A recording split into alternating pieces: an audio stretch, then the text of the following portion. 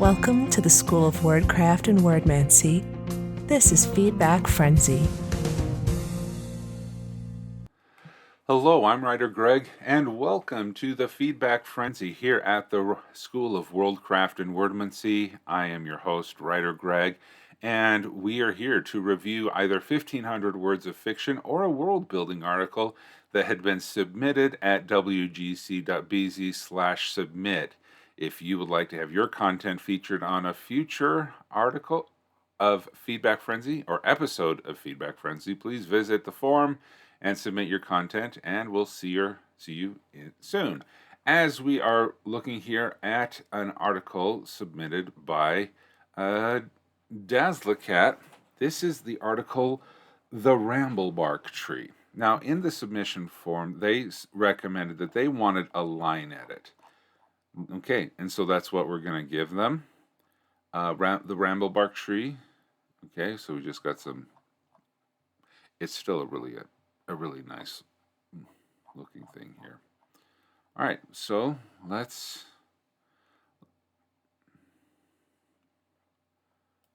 Pezzy. Okay, I think we got a poem here. Let's see if we can zoom in and take a look at this poem.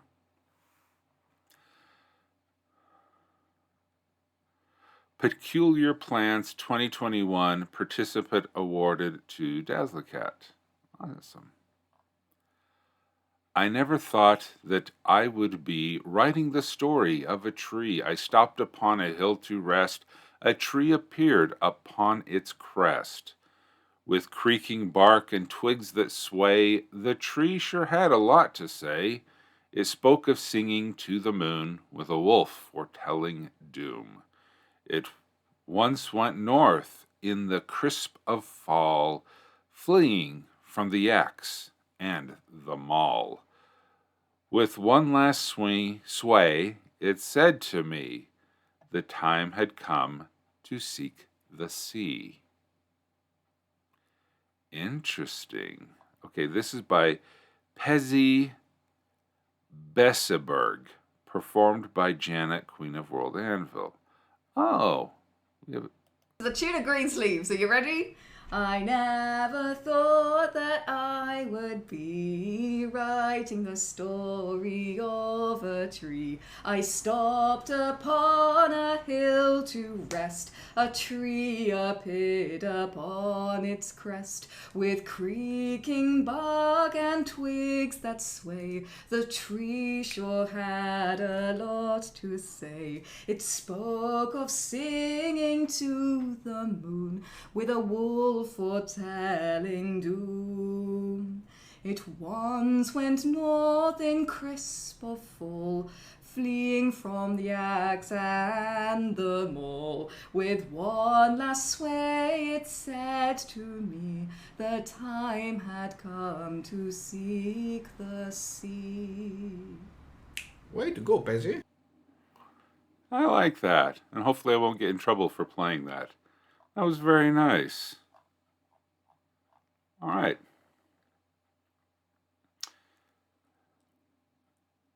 The Ramblebark is a very rare and mysterious tree. Most never know they have seen one unless they return to where they had noticed a tree, then realized it was missing, roots and all.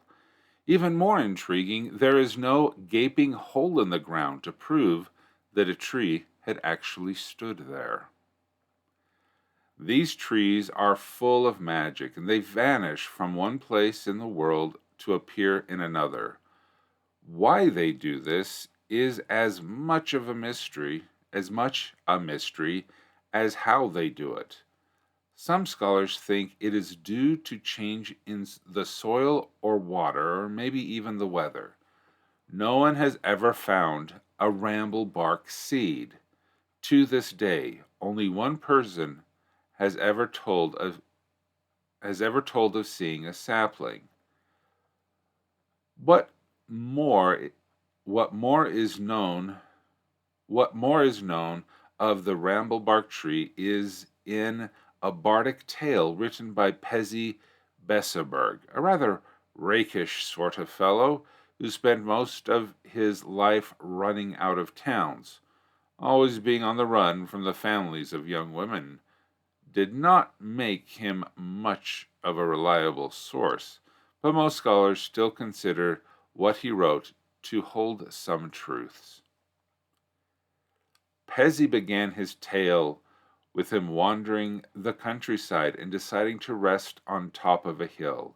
He watched the clouds break, letting the sun shine through. There was a gentle rush of air blowing differently from the wind, and he turned to see why. There stood a magnificent tree whose leafy branches reached above him, but not so close as to block his view of the sunshine. A strange aroma wafted from the tree as he felt light-headed for a moment.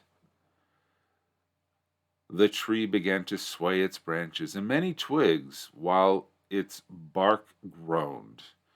With great wonderment, Pezzi realized he was understanding the words. At first the tree shared his comforting joy at the sunlight breaking through the clouds. Too bewildered to do more, Pezzi simply nodded back to the tree for it to continue. Pezzi then was told a tale of how one night, beneath the shining stars, a lone wolf came by the tree and howled to the moon. It mourned the loss of its pack to fur hunters and swore vengeance. Pezzi, finding his voice, asked the tree how it managed to disappear. The tree told him that one day it just could. All its life it had grown in a forest with many other trees. There it enjoyed the flavor of the soil and happily grew to reach more and more sunlight.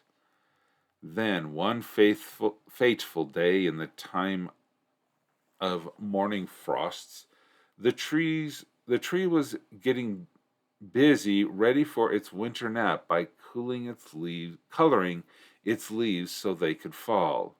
The thuds of fellow trees falling before their time echoed to its roots. The terrible thuds neared until the clear ringing of metal to wood shivered its branchlets.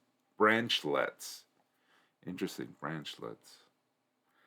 Realizing doom was about to fall upon it, the tree wished with all its heartwood to not fall. Suddenly there was an answer coming through its roots from another tree, telling it to feel this new dirt. The tree reached for the soil, and the next instant the forest was gone.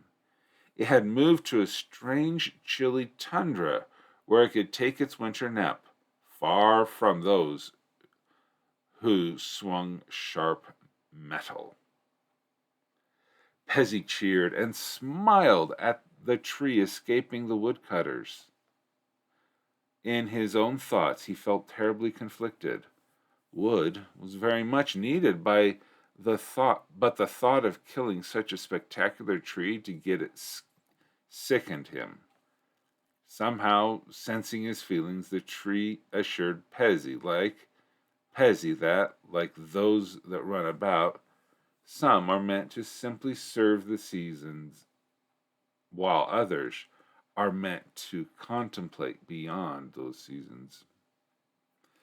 With a final sway and creak, the tree told Pezzi it was a time to enjoy the soils of the sea and vanished. As with the way of Ramblebarks, there was no hole or any sign that the tree had been there, or so Pezzi thought, until he saw something tiny waving in the wind. Kneeling down, he saw the tiniest saplings growing where a mighty tree had stood moments ago. Filled with sudden need to foster this child tree, Pezzi dug through his pack and took out his only jar. It had somehow broken during his wandering, but could still hold enough dirt to carry the sapling. With great care, he scooped the tiny sapling into it. The jar was no place for the sapling to grow, but Pezzy had an idea. He searched the deep forest to plant the sapling far away from any axes. While he traveled, he told the sapling many tales, including his meeting with its parent tree. Finally, there came a day when he was deep in a large forest. He said goodbye to the He set the sapling down to transplant it. The tiny sapling swayed goodbye and vanished, taking the broken jar with it. He never saw the broken sapling. He never saw the sapling again. See, what was requested of this was a line edit. And really, could I go in and nitpick, commas and clauses? Yeah, I probably could.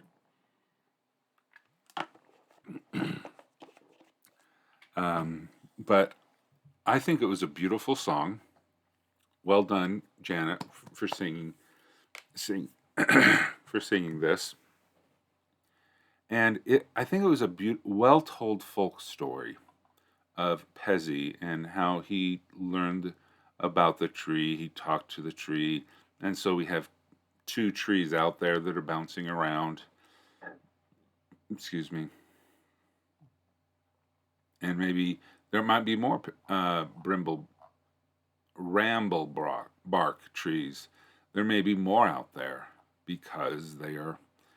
If every time they transport, they leave a seedling behind, it's doing pretty good.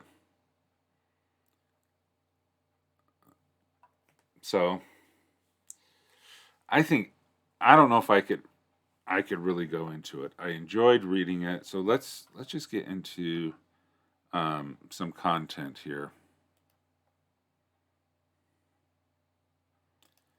Okay, let's go for the formal critique. What was awesome? I liked the song. It was good poetry and well sung by Janet. Was I glad to have listened to the song before or after the article? I probably would have enjoyed the song more had I listened to it afterwards, because then I would have better understood the context of it. So while I might have enjoyed having that up farther, I think its placement is pretty good because it's just there. Okay. Is there anything boring? No. I think it was a well-written article. It was tight. It was well-paced. And we really wanted to know Pezzy better to see what would happen. The fact that it took them so long to walk through the forest to find a place to plant this sapling for it to just up and leave, it was kind of, maybe if there was anything that could count as boring, it would probably be that. Confused? No, I wasn't confused at all, because again, well written, straightforward prose, but yet it was just a really good joy to read. It's evident that this was a well polished article, and I believe the reading out loud of this article would have exposed more things, but no. So I think this was probably very well edited. Delete? No, I wouldn't delete anything from it. The work, I think, stand on its own, and I really can't think of anything that you would want to remove from it. I mean, there may have been the little joke about Pezzy running out of the homes or running out of villages chased by the fathers of young women. That's kind of funny. Is it necessary? No, not at all. We don't need to know how much of a cad or rake that Pezzy is for us to appreciate the song and his contribution to the story of the Ramblebark. But all right, so let's talk about expansion. Wow, I'm just really coming up blank. The article had really tight focus. It talked only about the tree. It talked only about the Pezzy's experience with the tree. It went into deep depth about behind the song.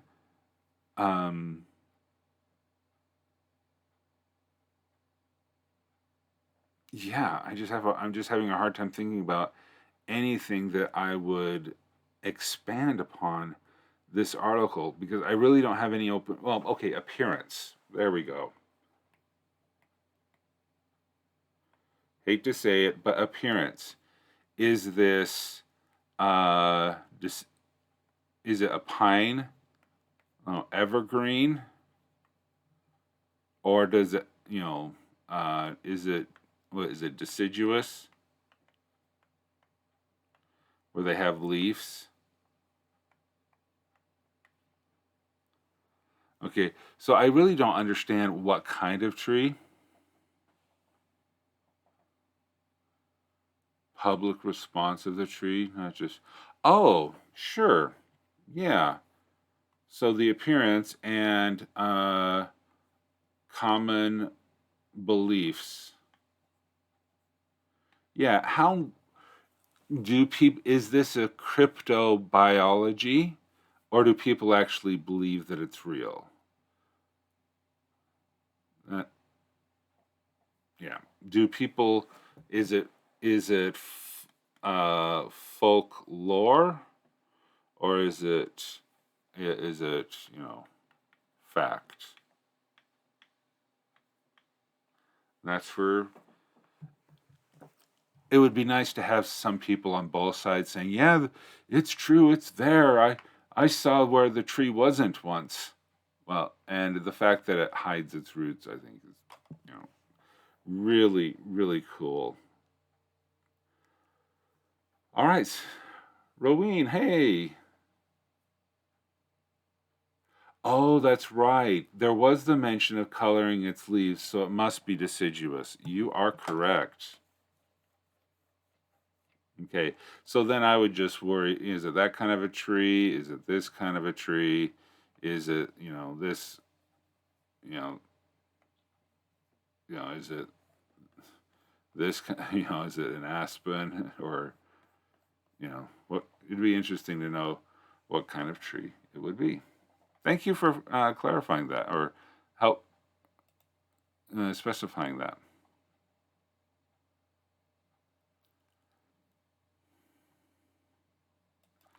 All right, we gotta find the, not that. Come on. All right, oh, did I hide the logo? Thank you so much, everyone, for being here for the Feedback Frenzy. Grateful to be able to review this article. If you, too, would like to have something submitted, please visit wgc.bz/submit, where you can add your articles. And if you would like to see more of these, please make sure that you subscribe, you follow, you ring that notification bells. This will definitely help the channel grow and get out the word out there. So thank you so much, everyone. Thank you so much for being here. And until next time, keep on writing. Thanks for watching this Feedback Frenzy. Be sure to show your support by liking this video, subscribing to the channel, and clicking the notification bell. WriterGreg offers coaching sessions to help bring your world to life, create compelling stories, and accomplish your creative goals. Please visit wgc.bz/coaching for more details.